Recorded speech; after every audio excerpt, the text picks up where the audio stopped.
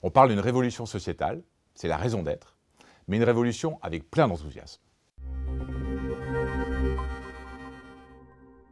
La raison d'être, c'est une formidable opportunité pour les entreprises d'être alignées, de pouvoir effectivement faire coïncider la durée et aussi la création de valeur.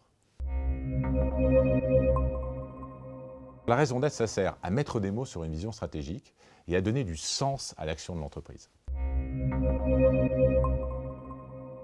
Alors, ce n'est pas juste des mots, puisqu'en fait, c'est l'ensemble des actions de l'entreprise qui vont être alignées autour de la raison d'être de l'entreprise. Alors, ce n'est pas un effet de mode, puisqu'en fait, c'est aussi une révolution calme du droit. On peut modifier les statuts de son entreprise. Mais c'est aussi un moyen de pouvoir permettre la convergence, en fait, entre le durable et le rentable.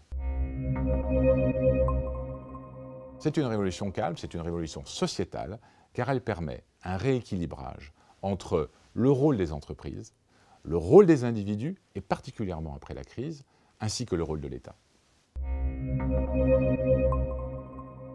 C'est un ouvrage collaboratif, puisqu'il était intéressant d'avoir les témoignages de ceux qui ont été les acteurs, et qui sont les acteurs de la raison d'être des entreprises ou des sociétés à mission. Cet ouvrage, en fait, il est destiné à tous ceux qui veulent entreprendre cette révolution calme au sein des entreprises, mais bien au-delà, puisqu'en fait, il y a de la prospective qui est envisagée sur le rôle de l'entreprise aussi, mais de tout l'écosystème qu'il convient d'aligner pour pouvoir porter des messages pour un bien commun.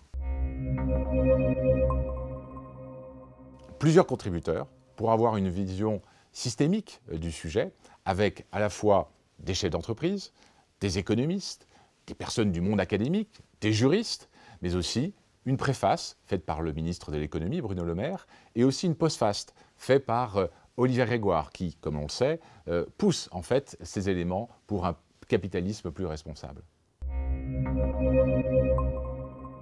La raison d'être de l'entreprise, elle doit se vivre au quotidien pour les collaborateurs. Elle doit être incarnée par le dirigeant, mais elle offre une possibilité à chacun de participer, aussi avec un écosystème élargi, à la construction d'un bien commun.